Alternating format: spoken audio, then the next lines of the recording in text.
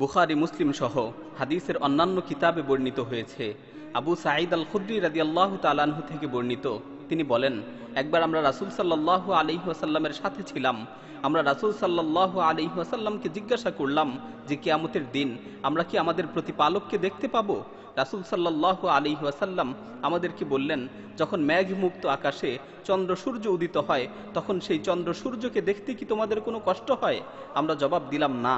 রাসূল সাল্লাল্লাহু আলাইহি ওয়াসাল্লাম বললেন, মেঘহীন আকাশে চন্দ্র সূর্যকে দেখতে যেমন তোমাদের কোনো কষ্ট হয় না, ঠিক তদ্রূপ সেদিন তোমাদের প্রতিপালককে দেখতেও তোমাদের কোনো কষ্ট হবে না। তারপর রাসূল সাল্লাল্লাহু আলাইহি ওয়াসাল্লাম আরও বললেন, কিয়ামতের কঠিন মুহূর্তে একজন ঘোষণাকারী সুউচ্চ কণ্ঠে ঘোষণা দিতে থাকবে, দুনিয়াতে তোমরা যে যার ইবাদত করতে আজকে সে তার সাথে যে একত্রিত হও। দুনিয়াতে তোমরা যে যার ইবাদত করতে আজকে সে তার সাথে যে মিলিত হও। এই ঘোষণার সাথে সাথে ক্রুশের ইবাদতকারীরা ক্রুশের কাছে চলে যাবে, মূর্তি পূজকরা মূর্তির কাছে চলে যাবে, তাগুতের অনুসারীরা তাগুতের কাছে চলে যাবে। অর্থাৎ প্রত্যেকেই দুনিয়াতে যে যারা ইবাদত করত সে তার কাছে চলে যাবে। শুধুমাত্র মুমিন ব্যক্তিরাই বাকি থাকবে, তারা তাদের স্বস্থানে দাঁড়িয়ে থাকবে। সকলের সামনে জাহান্নামকে নিয়ে আসা হবে। অতঃপর ইহুদিদেরকে জিজ্ঞেস করা হবে, দুনিয়াতে তোমরা কার ইবাদত করতে? তারা বলবে, আমরা আল্লাহর সন্তান উজাইরের ইবাদত করতাম। তখন তাদেরকে লক্ষ্য করে বলা হবে, তোমরা মিথ্যা বলছো, আল্লাহর কোনো স্ত্রী সন্তান নেই। আল্লাহ তাআলা এই সকল মিথ্যা অপবাদ থেকে সম্পূর্ণরূপে মুক্ত। অতঃপর তাদেরকে জিজ্ঞেস করা হবে, তোমরা এখন কি চাও? তারা বলবে, আমরা খুব পিপাসার্ত, আমাদেরকে একটু পানি পান করান। তখন তাদেরকে বলা হবে, যাও পানি পান করো। এরপর তাদেরকে জাহান্নামে নিক্ষেপ করা হবে। অতঃপর নাসারাদেরকে জিজ্ঞেস করা হবে, তোমরা কার ইবাদত করতে? তারা বলবে, আমরা আল্লাহর সন্তান মাসিহের ইবাদত করতাম। তখন তাদেরকে বলা হবে, তোমরা মিথ্যা বলছো, আল্লাহর কোনো স্ত্রী সন্তান নেই। আল্লাহ তাআলা এই সকল মিথ্যা অপবাদ থেকে পুত পবিত্র। অতঃপর তাদেরকে জিজ্ঞেস করা হবে, তোমরা এখন কি চাও? তারা বলবে, আমরা পিপাসার্ত, আমরা পানি পান করতে চাই। তাদেরকে বলা হবে, যাও পান করো। এরপর তাদেরকে জাহান্নামে নিক্ষেপ করা হবে। এভাবে সবাইকে জাহান্নামে নিক্ষেপ করার পর ইমানদারদের মধ্য হতে শুধুমাত্র নেককার ও গুনাহগাররা বাকি থাকবে। তখন তাদেরকে লক্ষ্য করে বলা হবে, সকলেই তো চলে গেছে, তোমরা দাঁড়িয়ে আছো কেন? তখন তারা বলবে, আমরা একজন ঘোষণাকারীকে ঘোষণা করতে শুনেছি, আমরা একজন ঘোষণাকারীকে ঘোষণা করতে শুনেছি যে দুনিয়াতে যে যারা ইবাদত করত সে যেন তার সাথে যে একত্রিত হয়, দুনিয়াতে যে যারা ইবাদত করত সে যেন তার সাথে যে মিলিত হয়। এই ঘোষণার পর সকলেই তাদের মিথ্যা ইলাহদের সাথে যে একত্রিত হয়েছে। কিন্তু আমরা যেই মহান রবের ইবাদত করতাম, আমরা যেই মহান প্রতিপালকের ইবাদত করতাম, সেই মহান রবের জন্য অপেক্ষা করছি। আমরা যেই মহান সত্তার ইবাদত করতাম, সেই মহান সত্তার জন্য অপেক্ষা করছি। হাদিসে বর্ণিত হয়েছে, অতঃপর আল্লাহ তাআলা ভিন্ন এক আকৃতিতে তাদের সামনে এসে উপস্থিত হবেন, যেই আকৃতিতে তারা ইতিপূর্বে আল্লাহ তাআলাকে দেখেনি। তিনি এসে বলবেন, আমি তোমাদের প্রতিপালক। তখন সবাই বলে উঠবে, হ্যাঁ, আপনি আমাদের প্রতিপালক। আল্লাহ তাআলা তাদেরকে জিজ্ঞাসা করবেন, তোমাদের প্রতিপালকের এমন কোনো নিদর্শন আছে কি যেটা দেখে তোমরা তাকে চিনতে পারবে? তখন তারা বলবে, হ্যাঁ, আমরা যদি তার পায়ের গোছা দেখি তাহলে আমরা তাকে চিনতে পারবো। তখন আল্লাহ তাআলা পায়ের গোছা খুলে দিবেন। সকল মুমিনরা আল্লাহর সামনে সিজদায় লুটিয়ে পড়বে। কিন্তু যারা দুনিয়াতে মানুষদের দেখানোর জন্য, মানুষের খ্যাতি অর্জনের জন্য ইবাদত করত, তারা আল্লাহর সামনে সিজদা অবনত হতে পারবে না। তারা সিজদা করতে নিবে, কিন্তু তাদের মেরুদণ্ডের হাড় শক্ত হয়ে যাবে। অতঃপর জাহান্নামের উপর পুলসিরাত স্থাপন করা হবে। আমরা রাসূল সাল্লাল্লাহু আলাইহি ওয়াসাল্লামকে জিজ্ঞাসা করলাম, ইয়া রাসূলুল্লাহ, পুলসিরাত কি জিনিস? রাসূল সাল্লাল্লাহু আলাইহি ওয়াসাল্লাম বললেন, পুলসিরাত হচ্ছে এমন একটি দুর্গম পিচ্ছিল পথ যার থেকে মানুষ জাহান্নামে ছিটকে পড়বে, যার চতুর্পার্শ্বে লোহার বড় বড় আংটা ও বিশাল বিশাল কাঁটা থাকবে। মুমিনদের মধ্য থেকে কেউ কেউ চোখের পলকে পুলসিরাত পার হয়ে যাবে, কেউ বিদ্যুৎ বেগে পার হবে, কেউ প্রবাল হাওয়ার ন্যায় পার হবে, কেউ ঊর্ধ্বশ্বাসে ছুটে চলা ঘোড়ার ন্যায় পার হবে। মুক্তিপ্রাপ্ত বান্দারা সেদিন নিরাপদে পার হয়ে যাবে। আবার অনেকের শরীর জাহান্নামের আগুনে ঝলসে যাবে। সর্বশেষ ব্যক্তিটি কোনো রকম টেনে হেঁচড়ে পুলসিরাত পার হবে।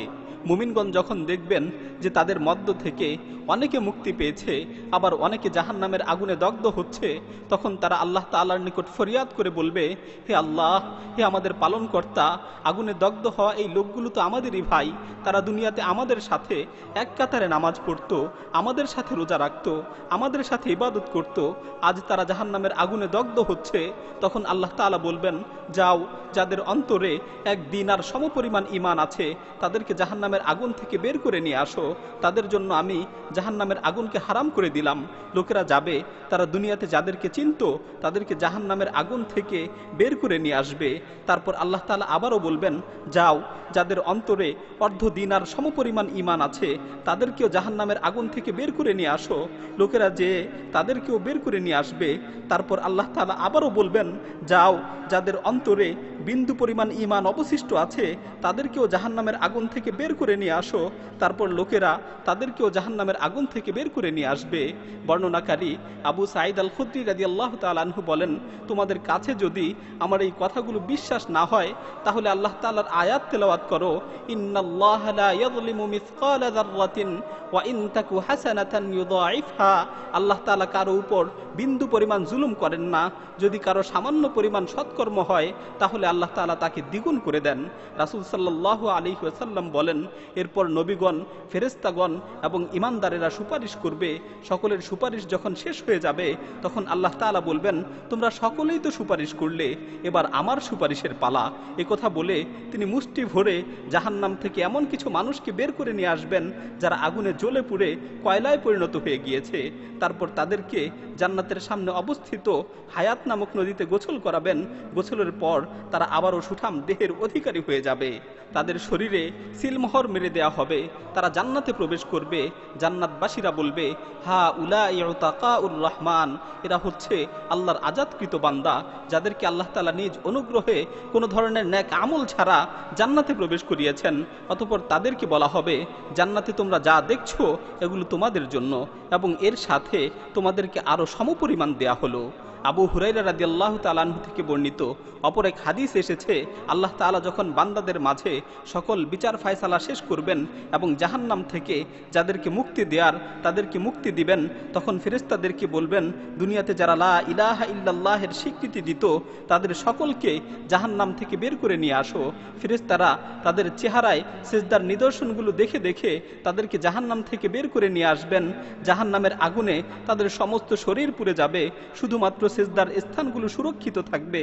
এরপর তাদেরকে আবে হায়াতের পানি দিয়ে গোসল করানো হবে, তারা পুনরায় সুঠাম দেহের অধিকারী হয়ে যাবে।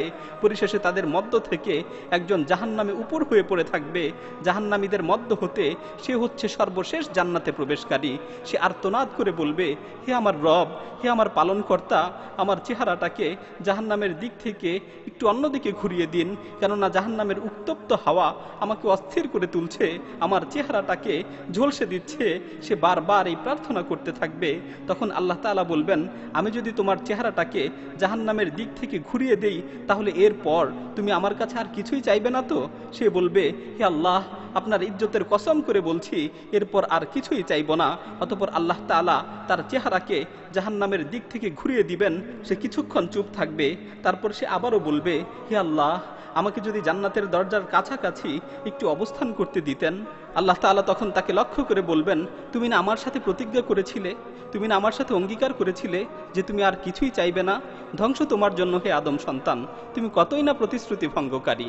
তারপর আল্লাহ তাআলা বলবেন, আমি যদি তোমাকে এটা দেই এরপর আর কিছু চাইবে না তো? সে বলবে, আপনার ইজ্জতের কসম করে বলছি। সে বলবে, আপনার ইজ্জতের কসম করে বলছি এরপর আর কিছুই চাইব না। অতঃপর আল্লাহ তাআলা এই ওয়াদার ভিত্তিতে তাকে জান্নাতের দরজার কাছাকাছি অবস্থান করতে দিবেন। সে কিছু সময় চুপ থাকবে। অতঃপর যখন জান্নাতের অভ্যন্তরীণ মনোরম দৃশ্য দেখবে, জান্নাতের আরাম আয়েশ দেখবে, তখন সে আবারও প্রার্থনা করে বলবে, হে আল্লাহ, আপনি যদি অনুগ্রহ করে আমাকে জান্নাতে প্রবেশ করিয়ে দিতেন। তখন আল্লাহ তাআলা বলবেন, তুমি না আমার সাথে প্রতিজ্ঞা করেছিলে যে তুমি আমার কাছে আর কিছুই চাইবে না? সর্বনাশ তোমার জন্য হে আদম সন্তান, তুমি কতই না প্রতিশ্রুতি ভঙ্গকারী। তখন সে বলবে, হে আল্লাহ, আমি আপনার সৃষ্টিকুলের মধ্যে সবচেয়ে নিকৃষ্ট হতে চাই না। এভাবে সে প্রার্থনা করতে থাকবে। আল্লাহ তাআলা তার এই অবস্থা দেখে তার দিকে তাকিয়ে হেসে দিবেন এবং হেসে হেসে নির্দেশ দিবেন, যাও, তুমি জান্নাতে প্রবেশ করো। যখন সে জান্নাতে প্রবেশ করবে তখন আল্লাহ তাআলা তাকে জিজ্ঞেস করবেন, তুমি আর কি চাও? সে একের পর এক চাইতে থাকবে। আল্লাহ তাআলাও তাকে দিতে থাকবেন। এক সময় তার চাওয়ার পরিধি শেষ হয়ে যাবে, সে চাওয়ার মতো আর কোনো কিছুই খুঁজে পাবে না। তখন আল্লাহ তাআলা তাকে মনে করিয়ে দিবেন যে তুমি এটা চাও, ওটা চাও। যখন তার চাওয়া পাওয়ার সকল আকাঙ্ক্ষা শেষ হয়ে যাবে তখন আল্লাহ তাআলা তাকে বলবেন, তোমাকে এগুলো সব দেয়া হলো এবং এর সাথে আরো 10 গুণ বাড়িয়ে দেয়া হলো।